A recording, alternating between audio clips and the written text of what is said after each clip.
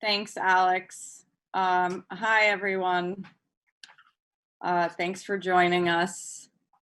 I am here with Sam, my partner in Leveler, with James Ehrlich of ReGen Villages, Umber Bawa of Rabble, Yazmany Arboleda of LimeSHIFT.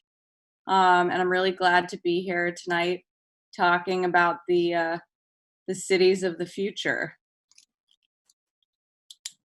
I'd love to start with, I'll give you guys a little overview of what Leveler is. Leveler is a peer-to-peer wealth redistribution platform. We launched during COVID-19 as a way to help 1099ers and freelancers that were not eligible for unemployment to be able to collectively be part of an alternative fundraising effort. James, you're going to give a presentation, so I'd love to just kind of frame it in what ReGen is, and then we can circle back because I want Yazmany and Umber to obviously introduce themselves as well. So did you want me to do the presentation right now or just the brief overview? Just give us, yeah. I'm James Ehrlich. I'm founder of ReGen Villages, which is a Stanford University spin-off company that I founded. I'm also an entrepreneur in residence at Stanford University School of Medicine in the Stanford Flourishing Project, faculty member at Singularity University, senior fellow at NASA Ames Research Center, and under the Obama administration appointed to White House State Department Joint Task Force on Regenerative Infrastructure. The good old days. Thank you. Umber, can you introduce yourself? Sure. My name is Umber Bawa. I'm the founder of a company called Rabble, which is an impact investment platform. So we leverage new regulations to allow for essentially the democratization of investment. And the intention is to build more resilient and more sustainable cities and communities. And prior to this, I worked in clean tech for about 8 years, did several smart city projects, microgrid projects in the EU, North America, Caribbean, and very excited to be part of this today. Thanks, Umber. Yazmany, hi. Hey there, I'm so glad to be here.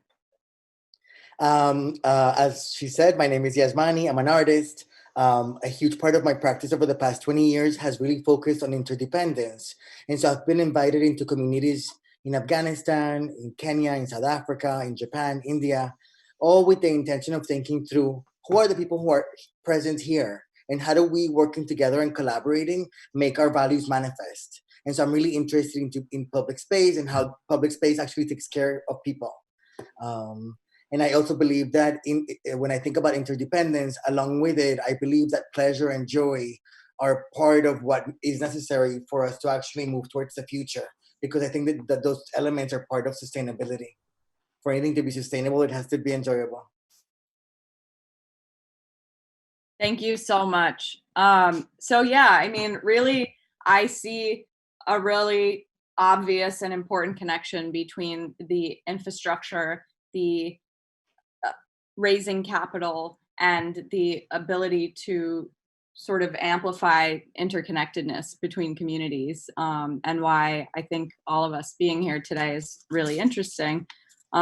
So James, I would love for you to give an overview for anyone who's watching of ReGen Villages, and then happy to chat. Sure. So I'm just going to briefly share my screen here. You should be able to see it now, I guess. So ReGen Villages is this idea of the modern interpretation of the eco-village. And what that really means is regenerative resiliency. It's this idea of having essentially almost everything you need at your doorstep. And I came to this idea really through inspiration of organic, biodynamic family farming practices. My background is actually originally in software and video game design and development and technology, but I was thrust into this world coming out of New York, an urban environment, into Northern California, and surrounded by these incredible, very lush, small plot family farms and biodiversity, and this idea of the work of Rudolf Steiner and Buckminster Fuller and Bill Mollison on this idea about permaculture, and these incredibly beautiful symbiotic systems that are low maintenance but high yield in terms of delicious things right at your doorstep. And that inspiration took me forward into this idea of the farm to table communities and this concept of people eating what's right next to their house and their community, and feeling better, feeling healthier, feeling happier. That progression led to a popular television cooking show that I ended up producing and directing called Organic Living. We had a sister show called Hippie Gourmet, and it was a really great run for about a decade, filming the series and eating our way pretty much around the world from these intentional communities perspectives, but also learning a lot about the interconnected nature of solar power, wind, clean water, waste resource management in conjunction with this healthy food next to these communities. And that was what, when I came to Stanford University in 2012, I was really focusing, essentially my thesis was on a software connection to nature. And this discovery from Dr. Suzanne Simard from the University of British Columbia, who had lovingly coined the term the Wood Wide Web versus the World Wide Web, which is this mycorrhizal, mycelial, fungal network under the forest floor that actually is a have-need long-term ledger between all these different species, trees and plants, shrubs and bushes under the forest floor. And that mycorrhizal network actually, creates this symbiotic relationship between what would previously be considered competitive forces. So it is a complete network under the forest floor, an Ethernet network, but it's also a ledger.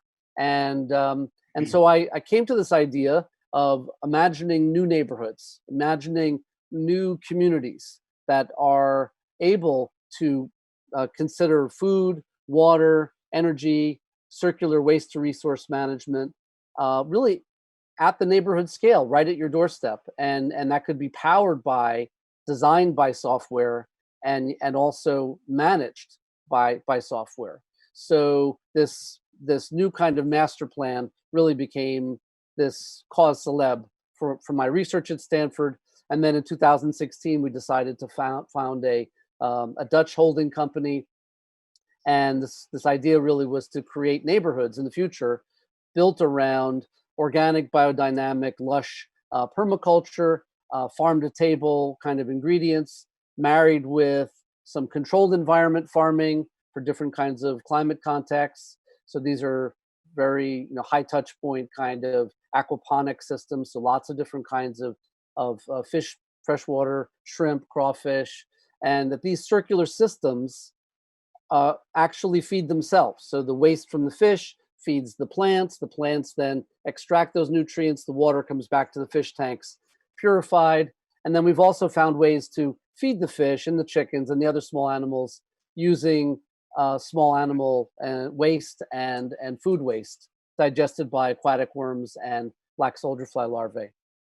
But this whole context really is really this web of life, this metabolic integration where our software can design a neighborhood, as I mentioned, using machine learning, but then also be the farmhouse server to run the neighborhood going forward. And if you can imagine from, let's say, an Elon Musk perspective, a Tesla model, that these neighborhoods can then communicate with each other around the world and improve or mitigate risk based on where they are in climate zones. And that's essentially an overview of ReGen Villages. It's the future of living in self-reliant, safe, and healthy communities. So looking forward to the questions. Thank you. Sam, do you want to kick it off? Sure. I guess I'll start by asking at the outset of this project, where you're at right now, what are you looking for in a potential location? Um, yeah. Well, what's interesting about our village operating system software is that we're really focusing on, to begin with, near suburban, but then going forward to the peri-urban and the rural. So I know this conversation is about the future of cities, but we're really initially at least focusing on a little bit outside of cities, especially in what's called ag ranch zoned or green belt zoned land. And these are land holdings that are pretty well locked up. Like you can't change the zoning to mixed use housing and other things. So there's a lot of moneyed interests that want to see those rules get changed. But what we're trying to do is not only change those rules, but make sure that what gets built there is not just another kind of rinse and repeat crappy subdivision that's car culture and paving over the nature. So really for us, it's looking for good arable land that's zoned ag ranch, ideally organic or previously organic farmland, good water supply, natural, as well as good light aspect. And then everywhere in between, for us, it would be about figuring out ways, design challenges of making that community come to life for the benefit of flourishing for the people who live there. Okay. And how large do you think one of these communities will be in terms of population, or what are you shooting for at the outset?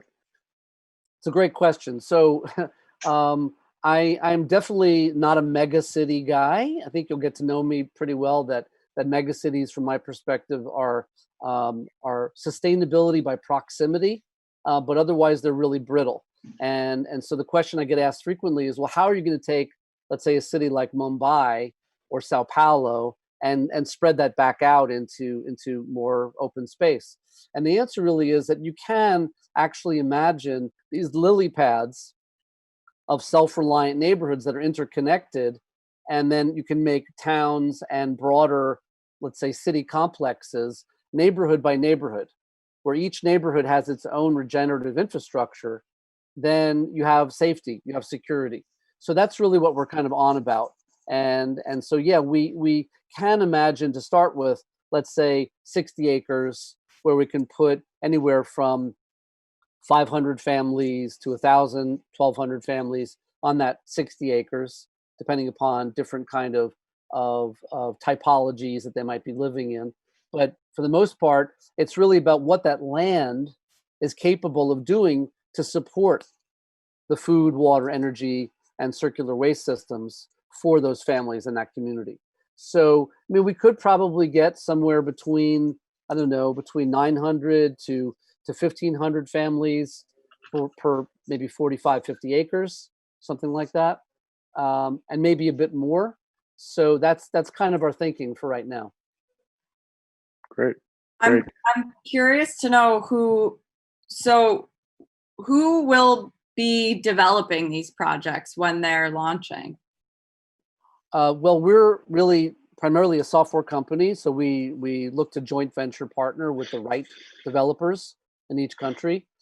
These are folks who are definitely interested in impact investment and impact results, and also connectivity with sovereign wealth and pension funds. So systemic funding that can help also underwrite social housing and affordable housing. So these are very different kinds of developers, and they're not as many as we'd like to see around the world, but we believe that our software can start to express those folks to come forward. And then we can work with them and essentially co-develop and joint venture these neighborhoods and bring them to life. Thank you. I'm curious to hear from Umber and Yazmany, Umber specifically in developing smart city initiatives. I know you worked on a project in Denmark. Can you talk about that a little bit? Sure. So First of all, James, wanted to commend you for setting up this software. That's a very large undertaking. So congratulations on that, and good luck as you try to find partners, development partners. I can think of a lot of different people that would see a benefit for something like that. What Alessandra is alluding to is one of the projects that I spoke with her about, which was it's called Smart City Kalundborg. And it was founded in Denmark. Are you guys, is anyone familiar with Kalundborg? Maybe James or Yazmany, you guys are? It's kind of an interesting project. So the concept of industrial symbiosis started in the 1970s, and it used the industrial site of Kalundborg as its test experiment. So it's a 50,000 population on the same island as Copenhagen, which is called Zealand, and it's actually the second largest polluter in all of Denmark. And one of the goals for this entity, the city itself, was to say, okay, how can we make the city have significantly less pollution while also becoming an example for other people to emulate? And so what they did is they came up with a process whereby the largest polluters in the city use the byproducts and the effluents from one production facility as the inputs to the other. So they're essentially creating a closed loop system. And this was really the first example in the modern world of something like this. If you go back many, many thousands of years ago, indigenous people were doing this. People were doing this in India. You go back, there's plenty of examples, but in the modern context, this is what was taking place in the 1970s, and that's still going to this very day. But we used that city actually as a test bed when I was working at a clean tech firm to create a smart city. And the smart city was basically taking the same concept, and it was in Kalundborg, and it was, how do we keep the energy and the electricity within this city below a certain level, optimize usage so we're not producing more than the people are using, and then how do we also allow the people who live in the city to benefit from this? So oftentimes, and I think you guys have all had experiences of this, but if you try to develop a community or a city, there are very strong powers that be that want to dip their hands into the cookie jar. So that could be your utility, that could be the city, that could be all host of other providers that are private entities or public entities too. And so what we tried to do is create a market framework whereby the people that lived in the city actually participated in the interaction with the market. So just to give you guys like a tangible example, if an individual had an electric vehicle and they were encouraged to charge their car during off-peak hours, that person would pay less money for, would be paying less money for the power that was powering their car, and could actually receive incentives. So essentially selling their services to the grid for being responsible about their energy production. One of my questions for you, James, is, and I think it segues nicely into what Yazmany engages with and focuses on, is we struggled with a top-down sort of approach, meaning even if you have an amazing software or a market framework, or you're shipping people from Colorado all the way to Denmark and telling them how to operate this amazing, beautiful system, as beautiful as it may be, when it doesn't grow from the population that's closest to the system, it will naturally be met with resistance. And how do you engage people in the process of designing something, interacting with something that you've done, and how do you make it participatory, as well as have enthusiasm from the people who are part of this new network or framework? And that's kind of an open question to you, James, as well as Yazmany. Just put that out there. Did that sort of answer some of your questions, Alessandra? Absolutely. Thanks so much for the in-depth background. I feel like we've had so many brunches and dinners, and I've never heard I've never heard the full scope of it. But I am a huge fan of Rabble. I'm a huge fan of Rabble and what you're doing there, and I'm gonna ask you another question about that in a minute. Cool. I would just, to answer the question succinctly, we work with people on the ground in each country. So we're a Dutch holding company, but we have an office in Malmo in southern Sweden, and also connectivity to Stockholm, in Denmark, in UK, in London. We're a very strange multinational startup. Here in the US, we're opening up an office in Canada, working on that now. And really what it comes down to is that the village operating system software, the whole point of it is that it is like a sim city, and that it's generative in its design thinking, and that it can take input from lay people, from municipalities, landowners, developers, and communities, and that their input and voice is heard, so that we can accelerate the usual kind of community assessment drag on processes to 3 months instead of 12 months, or maybe 3 months instead of 18 months or 2 years, as it normally can be. So all of that is part of the mix in trying to come and be part of the communities, as opposed to some outside force, if you get my point. And that's really what has to happen around the world right now. Got it. So are these, just out of curiosity, are these communities intended to be grid connected, or are they, I guess, microgrids? Isolated? They're microgrids at their heart, and the idea really is a mixed bag of power generation and storage. And then we would take a grid tie just really as a backup. The same thing with municipal water. We'll take municipal water as a backup, but it's really intended for us to focus as much as possible on self-reliance and resiliency. Great. Yazmany, hi. Hello. I'm curious to know what insights you've been able to glean from some of the installations that you've done that would sort of promote.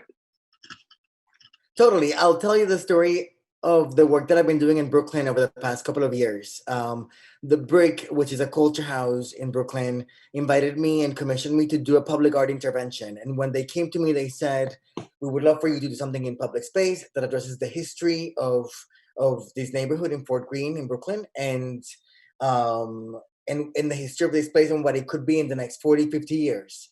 And immediately when I came away from that question, I was like, how about inviting people from that community, which has been heavily gentrified, both people from both sides of the aisle, per se, people who live in the projects as they are now, and people who have moved into beautiful new renovated homes. How do those people come into the same room and actually engage with each other in a collaborative process that eventually leads to us telling the story of this place as it is now, right? A place which has been gentrified, but that carries with it enormous history of all of the Black people who have made music in that place, who have created culture for themselves. And so in my thinking, the monument of the creation is the investment in these people and in the way they think, and in cataloging the narratives they hold from the places they come from, and them thinking about how to share them with each other and create vehicles or ways of sharing it with the larger community. And so it's been a beautiful journey. There's 25 members. There's been enormous complications over the past few weeks around the question of racism, even within our group. It's been really interesting to allow people to come forward and create and have that imagination. One of the things that my practice is really heavily centered on is this notion of agency and collaboration and color and joy, and how all of those things are intertwined. One of the things that I think about when I think about all these things, I think, gosh, when I think about these villages that we're talking about, I think, how is it that we begin a narrative of how do people belong to these places, and how do we begin to build those relationships in terms of ownership? And when I think about it as software, I'm like, gosh, it's amazing. Is that software truly collaborative? What are the inputs and outputs in it that allow it to be truly to belong to the people that are there? Because one of the first questions that I wrote down as I was listening to James was, how do conditions change in response to cultural variation? right? Which is how are these people, the language, how they spend time outdoors and indoors informs the behaviors of the open spaces in this village and houses, and where they're distributed in terms of public and private spaces within each home, and how that's related to where the supermarket is, and how that's related to the types of schools and spaces that are developed depending, right? And so there's a lot of questions to me around the humanity of how these things get expressed in the world. I also noted that many of the places that were named were majority white spaces, and I think about how do we serve these places. Another question that I wrote down had to do with when we think about the creation of these villages, if there's money and finances that are going towards social housing, are they the same quality of spaces for those kinds of people versus those kinds of people? Because I think when we think about the justice of creating these kinds of communities, it's really to be human. How do we make them as human as possible and as just as possible? So that's a little bit of the thinking from my end, and I would love James to share some of his thoughts in response. Yeah, I love the idea of the cultural color and joy. And I'm big focus of what we're trying to do is really on not only just social affordability, but on equality, and not being necessarily a social engineer, but rather being able to respond to each individual local culture that is a celebration of that. And so, for instance, the community ReGen Villages neighborhood in Denmark is going to be very different than a ReGen Villages community in Middle East, North Africa, or in Thailand. And there's going to be a lot of different influences. And I really start with food. ReGen Villages is born out of my background in farm to table communities. And that's like the most disarming place ever to start.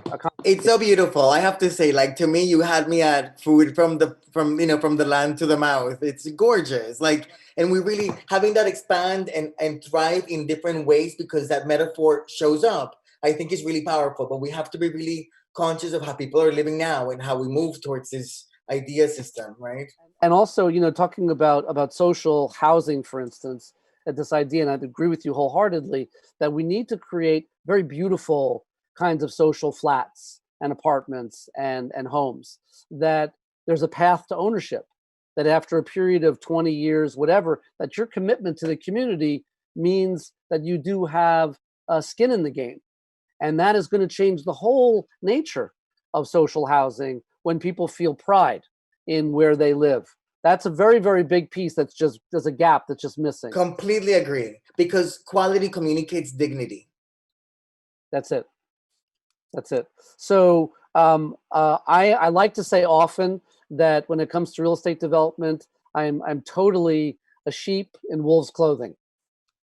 And I'm out there in the world to try to change the model of greed to a model of speed in terms of replication and scale, but also that we can get the basic Maslow hierarchical needs met again, that people can live within nature and not separate from it.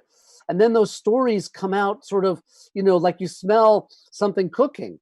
And then that becomes this really very beautiful dialogue through recipes and stories. So that's just kind of my thinking on the whole topic of social affordability, economics, and reducing barriers through the culinary arts.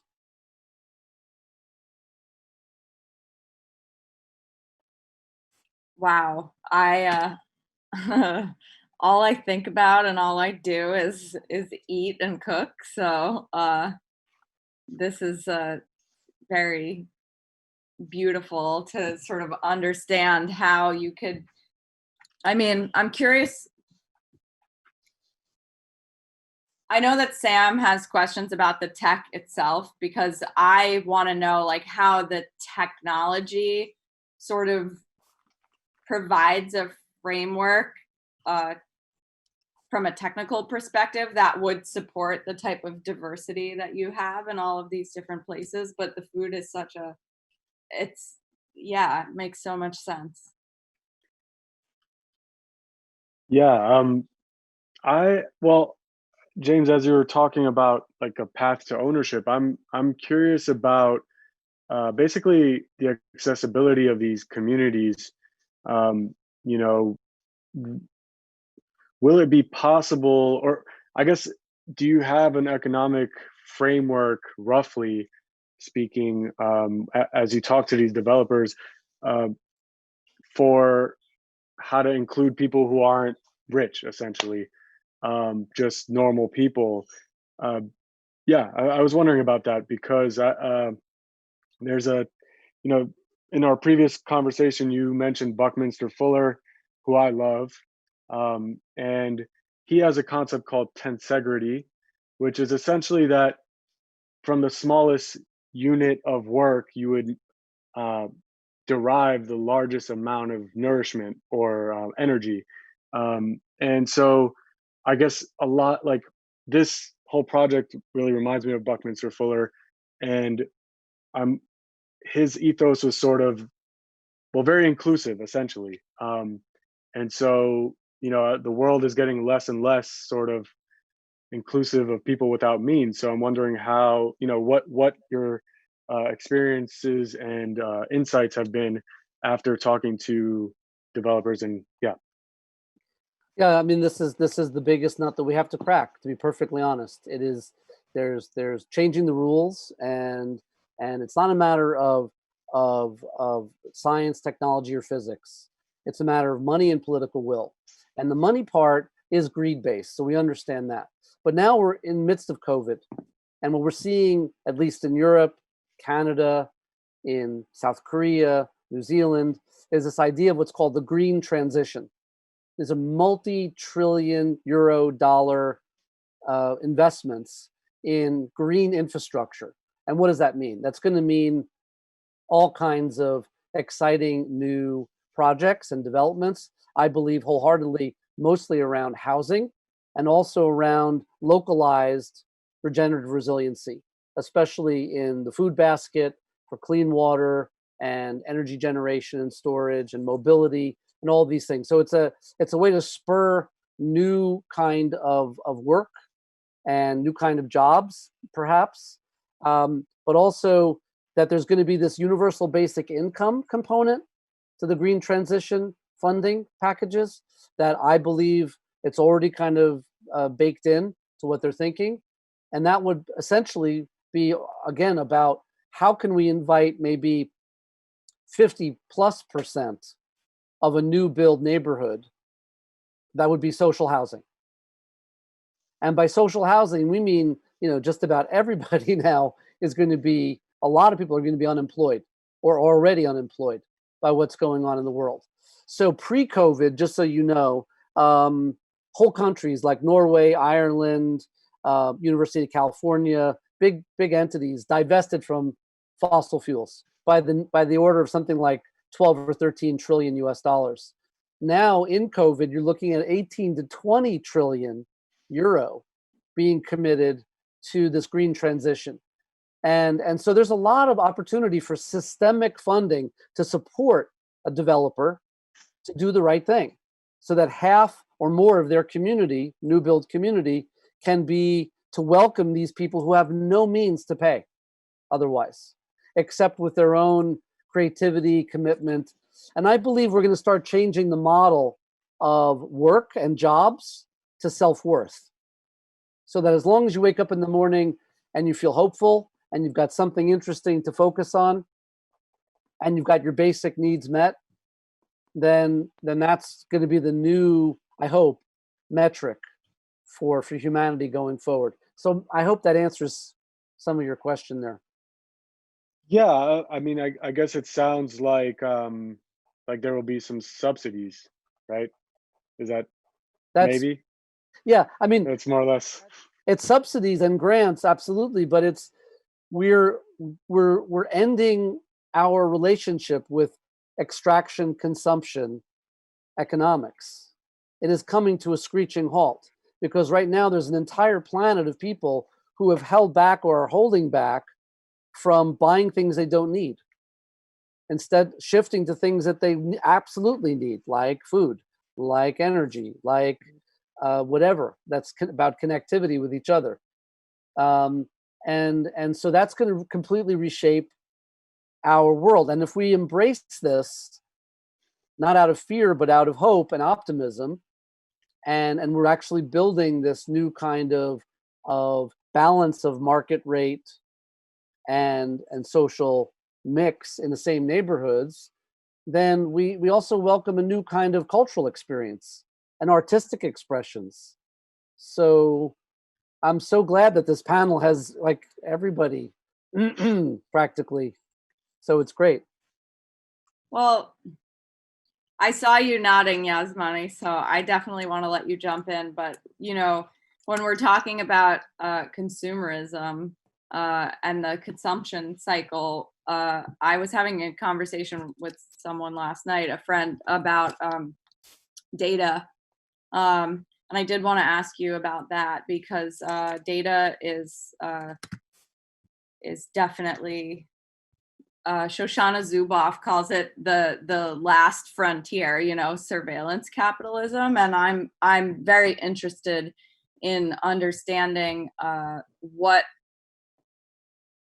since this is fully powered by technology, even though it does have a human, you know, it requires the human component to keep it going. The human component is the engine, but the technology is kind of what's holding it all together. And how do you see that being helpful in the age of surveillance capitalism? However, I would like to also say that I do understand that the future that you're talking about is radically different than the direction that we're going in currently.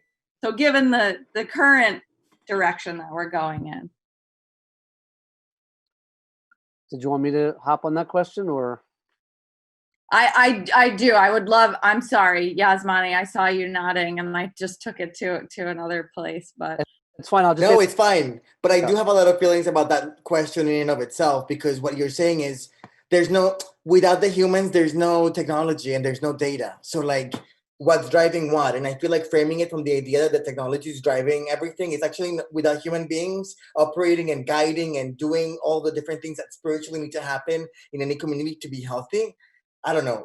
I think that framework is poor because it relies on the capitalism that we've grown within. And that's where we're speaking from. But I do believe we need new languages. And when James speaks about the notion of self-worth as a new currency, I think spectacular, because we have to reimagine our politics, our education, all of our systems have to be reevaluated. And we really have to be so bold in our approach, centering the human spirit and the justice that needs to be among us. And so I feel like the question in of itself needs to be reconsidered, so that the reason the data and the system of technology is there is to serve our processes, and hopefully those processes will be just and inclusive. And so it gets me emotional to think through all of these things, because we're so used to the systems that we have, which don't serve us. Talking about these things, it's amazing. For me, first of all, let me just say, technology is a means to an end. The best technology is a technology you don't see, right? It's there for you, for your thriving and your flourishing, number one. Number two, or actually number one really, is that everybody in the community owns the data. You're not for sale. Very, very important. Our goal really is anonymized infrastructure data. So it's food, water, energy, and waste. That's the really important critical pieces for survival and for thriving and flourishing. That's the kind of data that we're interested in, anonymized and sharing across climate zones for the benefit, again, of each of those communities. But I think that's really where, for instance, Alphabet and Google had a big misstep in Toronto with Sidewalk Labs, that they really came out of the gate with smart garbage cans and smart parking meters, and of course it was surveillance capitalism, just like you said. And I think we need to change the conversation that we are not the product. Now that you've done, extracting and creating consumption, we're not the new, oil field to drill in, to put it bluntly. Yeah, Sidewalk Labs, that project in Toronto was canceled, what, 2 months ago? Yeah. A lot of people are, I think, jumping ship from the Sidewalk Labs. Well, they've had to downsize, but we know some good people there. There's a lot of good people there, and their hearts are in the right place. And I think that there's a lot of cool stuff that they're doing with software, especially with generative design. And I'm also really excited about what Sidewalks is focusing on in terms of prefab mass timber, which is this idea of using a circular building material to create these very beautiful kinds of homes and typologies and buildings. So I wouldn't count them out. I mean, they are Alphabet after all, and they have a lot of staying power. And I think that they're going to do some cool things, and we hope to do some cool things with them in Canada, especially. And not to mention Sidewalk Labs, because of the heat that they have been under for the past few years, they have really developed a great framework for data policies. I don't know if ultimately that will be used in the right place by the right people, but they have put a lot of work and effort. I have personal experience with Sidewalk Labs as well. A lot of time and effort has gone into their data ethics.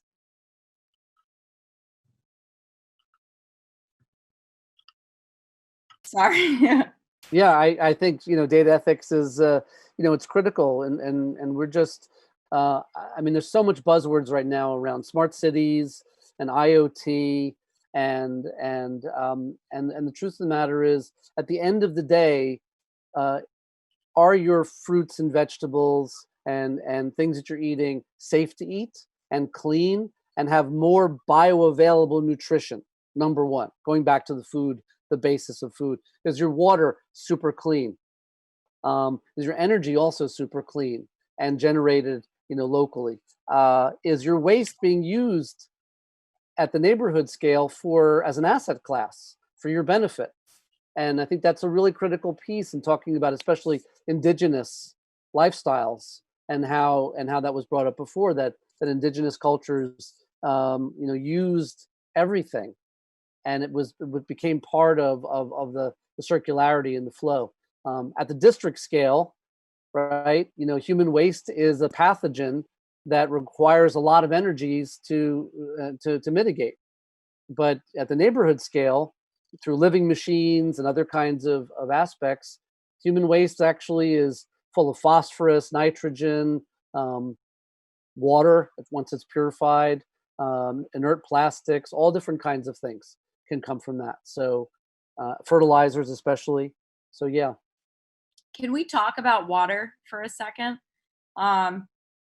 Because I feel like everyone sitting here has worked on clean water projects in some way or another. I see Yazmany was nodding. I'm not sure what your water experience is, but I'm thinking about the scarcity of resources, of course, like everyone else is, knowing that they're trucking water into cities, and that we're gonna eventually run out if we don't do something. I mean, when I think about it, it goes all back to the same thing we've been speaking about, which is the interdependence of us to the earth, right? How do we consider what's available? If we think about one of the things that's really coming to the foreground of my practice recently is the notion that if we consider that there are as many answers to the questions that are coming forth in our society right now as there are humans on earth, right? Like, we need to understand that everybody here is valuable. I love the artist Mierli Lederman-Ukilis, who was the first artist in residence for the city of New York. In the 1970s, she volunteered, and the work she took on was looking at how we could give dignity to all of the sanitation workers, and looking at how garbage is art and how it's beautiful. And I think the work we must do now is to really rethink this whole thing, because the reality is the way we deal with waste management in all kinds, right? The way we think about recycling, all of these, again, new vocabularies. We have to figure out how we make sure that all of the systems, because these things are not being thrown out into space, they're all here, they're going to remain here until we figure that out. How do we make sure that we can be really respectful of all living things, and that includes the earth, right? And really understand the relationships and how they show up in daily life, in weekly life, in our town, in our city, in our, you know what I mean, like all these ecosystems and their relationships to each other must be honored. And we have to, I think, really rethink all of these things together, right? And if we name this interdependence as necessary, how do we go about modeling that step to step? So I guess one of the questions that I would have for you, James, is how do we move from where we are to this idea of these regenerative villages? Yeah, I mean, I struggle with that every day, of course, because I thought by now, when we started in roughly 4 years ago, that I'd have 3 or 4 of these or more of these regenerative neighborhoods up and running. And from Denmark, which is where we first started our research initiative out of Stanford, then the Netherlands, Sweden, back here in the US and Canada and all different places. And, you know, we really have to just show people. We have to engage with the right family office money, the right wealth that wants change and demands change. And now this generation, they're the children or grandchildren of a lot of money, and if they can really lean forward and start to fund what we're talking about, then we can bring the private equity to the table that reduces the risk profile of those developers and landowners. It makes the local governments feel more comfortable. We're kind of playing their game in that way. And then we can bring in all this other kind of government funding and sovereign wealth and pension fund backing for grants and subsidies, et cetera. And then we can open up those communities to greater social affordable density. And that then creates the circumstances where we are essentially forcing the discussion of living together in community without those walls or manufactured boundaries anymore. Right? Yeah.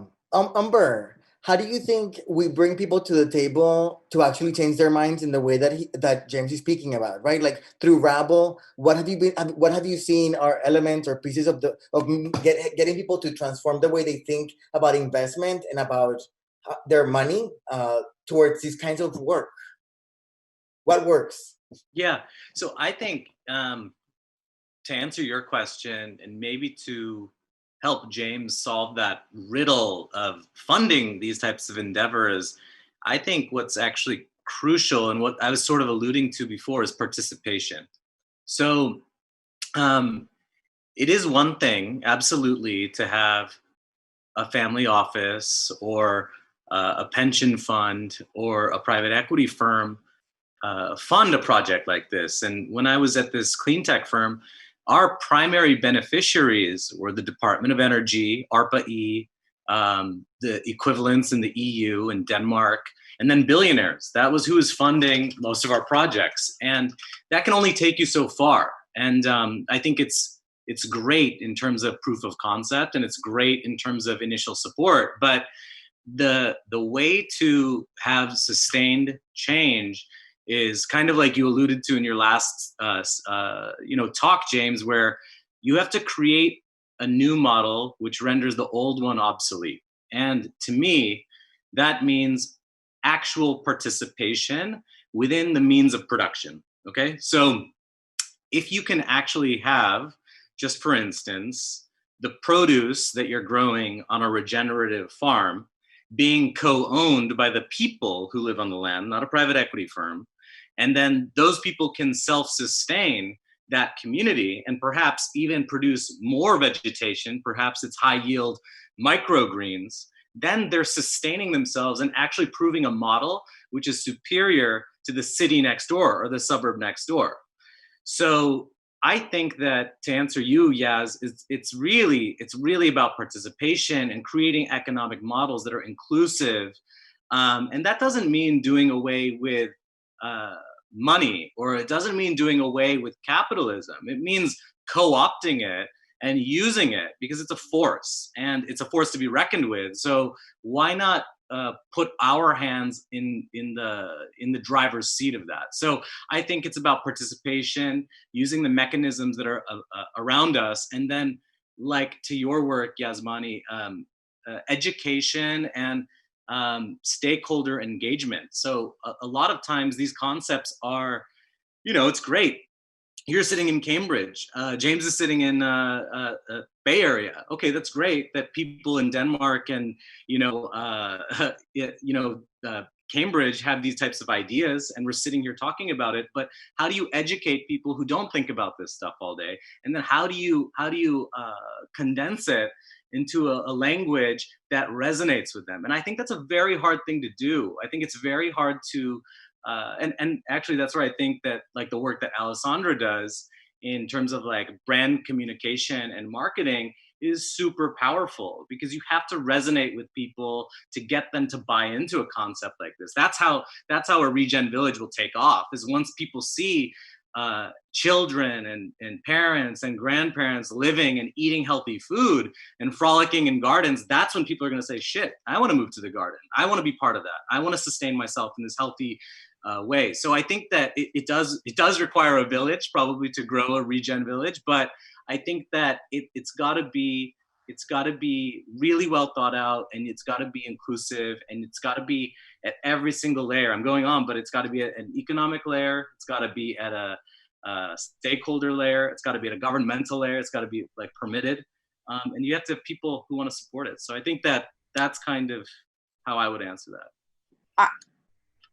Can I jump in? Sorry. I love what you were saying, because it really relates to a lot of the stuff that I've been thinking about with Leveler. Really, there are many different parts of the network of the conversation that need to be had and then enacted in order to get people to exhibit this sort of desired behavior, right? So while we're in this society that we're in, I think that people flooding the market almost with these radical micro concepts that can then be turned into actions. And Leveler, for example, it's really for us about having a conversation around what mutual aid feels like, from a very easy way, like sending someone $10, sending someone $10, sending someone $10. You're seeing that you can redistribute your wealth without breaking the bank. And so you're building a new behavior.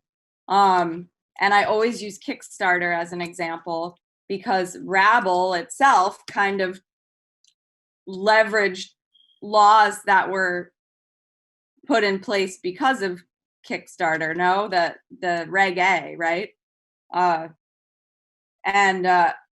Something like Kickstarter going into the market and showing a behavior of almost like micro investing was able to kind of inform new behaviors after that, right?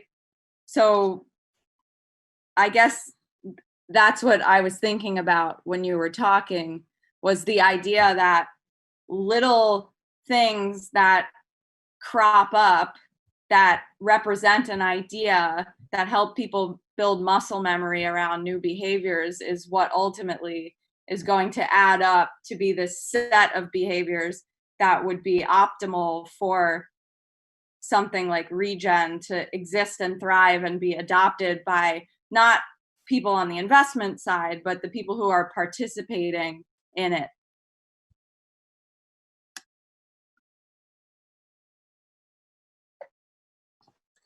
Yeah, and I'll just add that is a I think is a steep curve. So, or a steep, sort of thought process that leads people there. But I agree with you. It's incremental when people become comfortable with certain ideas. So, for instance, people start to shift their eating habits perhaps to healthier food, and then they start to say things like, okay, I want to eat food locally, and then they want to say, okay, I don't want to eat this type of animal because of the methane it produces pollutes the air.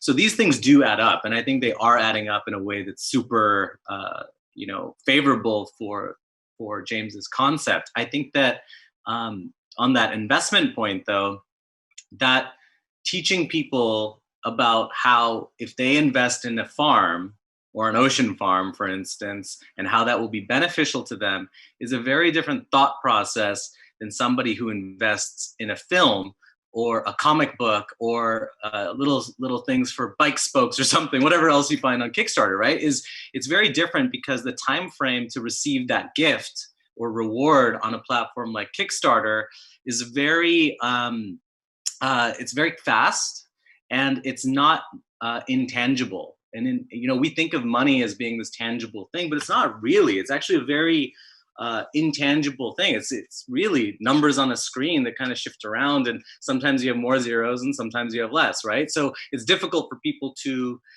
project that, okay, I can invest in something and then receive something in a later stage of time. So I think that with something like a ReGen village, for instance, or a farm, you're in a better situation because you can actually say that crop yields are the byproduct of your investment. And maybe it's you do interesting things around CSA or fractional ownership of the farm to get it off the ground. So I think that a farm is beautiful because people understand soil. People understand that they have to eat. They know it comes from somewhere. So, perhaps it's like a hybrid model over time, or one of your many models is that people can invest in a farm like this, and as a result, they get either some time on the farm, or they're financing someone who lives on the farm, or they get crops or revenue that's fractional in a pro rata basis from their investment, or something to that effect. So I think that there's a lot of different ways to do it, but my point is that the communication and the education of why these things are helpful and beneficial for people is something that we should think about in the context of ReGen villages, but also as we undertake new projects that are integrated in cities and make cities more sustainable. So with Leveler, you kind of have to explain to people what mutual aid is before they can partake in it. Or one of these civic engagement projects, people have to have the pain point and the awareness about something, and then they have to have the sort of courage and confidence to be able to do something about it. So I think it's all part of the same curve. It's just kind of where you're jumping into it. Yeah, I just want to say that in 2016 we looked into this idea of the Kickstarter campaign and just trying to see if that made sense. And I agree with everything you just said, which is that when you're dealing with housing and real estate, it's such a commitment and such a lifestyle choice that I was concerned that people wouldn't take us seriously enough if we were trying to sort of crowdsource some funding. And maybe I was wrong back then. Maybe there would have been several $1 million we could have raised in that process. But the truth is, we do think that there's a place eventually for crowds funding and doing different things like that, and then and that could be around ag, and it could be around the community aspect. So all possible opportunities there.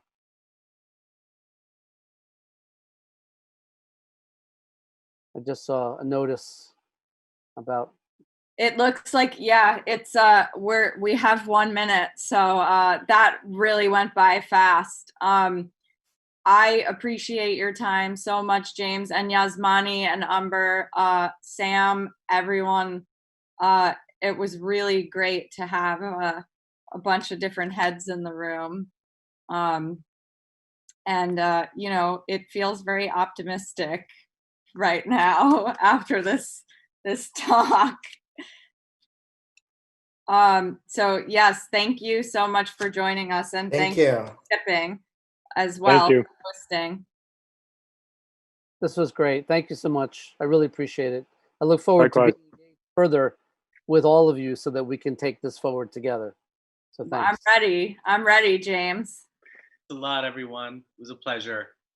Yep. Great. Thank you. Thank you. Take care. Take care.